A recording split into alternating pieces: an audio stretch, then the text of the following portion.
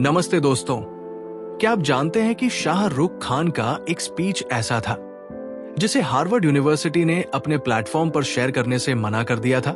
जी हाँ, एसआरके के उस स्पीच में सक्सेस का एक ऐसा पावरफुल टूल छुपा था जो शायद दुनिया के सबसे बड़े बिजनेस स्कूल्स भी नहीं सिखा सकते।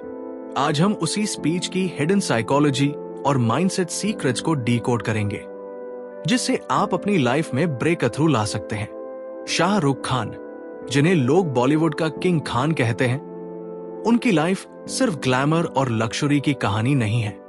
वो दिल्ली की स्ट्रीट से लेकर मुंबई के महलों तक पहुंचे, लेकिन ये जर्नी सिर्फ लक की वजह से नहीं थी। इसमें एक खास फॉर्मूला छुपा है जिसे वो अक्सर स्पीचेस में सटली रिवील करते हैं। लेकिन हार्वर्ड ने उनके एक स्पीच को क्यों ब्लॉक किया? क्योंकि एसआरके ने उस स्पीच में सक्सेस की कन्वेंशनल डेफिनेशन को चैलेंज किया था। उन्होंने कहा था, सक्सेस का मतलब ट्रॉफीज या फेम नहीं है। सक्सेस का मतलब है अपने फेलियर्स को सेलिब्रेट करना। हार्वर्ड जैसे इंस्टीट्यूट्स जहां कंपटीशन, परफेक्शन और टॉप रैंक्स की बात होती है, वहां यह बात शायद अनकंफर्टेबल लग सकती थी, लेकिन यही अनकंफर्टेबल ट्रूथ आपकी लाइफ बदल सकता है। एसआरके ने उस स्पीच में बताया था कि उनकी लाइफ के सबसे बड़े टर्निंग पॉइंट्स उनके फेलियर्स से आए। जब उनकी पहली मूवीज फ्लॉप हुई, जब क्रिटिक्स ने उन्हें टाइपकास्ट करना शुरू कर दिया, जब पर्सनल लाइफ में ट्रेजेडीज आई, वो मोमेंट्स असल में उनके लिए ग्रोथ के सीड्स थे। उन्होंने एक साइकोलॉजिकल कॉन्सेप्ट शेयर किया जिसे कहते हैं पोस्ट ट्रॉमेटिक ग्रोथ। इसका मतलब है, जब आप लाइफ के सबसे टफ मोमेंट्स को एम्ब्रेस करते हैं तो वो आपके अंदर रेजिलियंस, क्रिएटिविटी और इनर स्ट्रेंथ डेवलप करते हैं। इमेजिन कीजिए, एक लड़का जो दिल्ली की गलियों में थिएटर करता था, उसे मुंबई आकर रिजेक्शन पे रिजेक्शन मिलता है, लेकिन वो हार नहीं मानता, क्योंकि उसकी आइडेंटिटी सिर्फ एक एक्टर की नहीं बल्कि एक फाइटर की थी। एसआरके का कहना है, अगर आप खुद को एक विनर की तरह नहीं बल्कि एक लर्नर की तरह देखेंगे तो कभी हार नहीं सकते। ये बात न्यूरोसाइंस भी सपोर्ट करती है।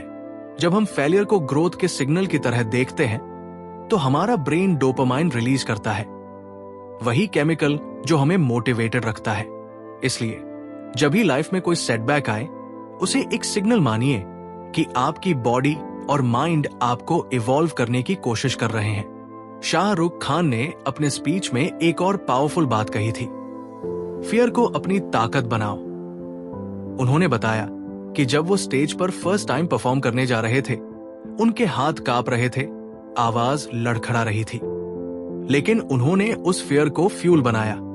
फियर के साथ खड़े रहना और उसे धीरे धीरे एक्साइटमेंट में बदलना, यही हैबिट उनकी सबसे बड़ी सुपर पावर बनी।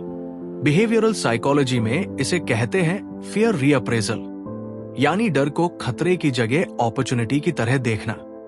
जब आप अपने कंफर्ट जोन के बाहर जाते हैं, आपका ब्रेन उसे थ्रेट मानता है, लेकिन अगर आप खुद से बार बार कहें, ये डर एक्साइटमेंट है, ये डर ग्रोथ है, तो धीरे धीरे आपका ब्रेन इसे रिवॉर्ड की तरह परसीव करने लगता है।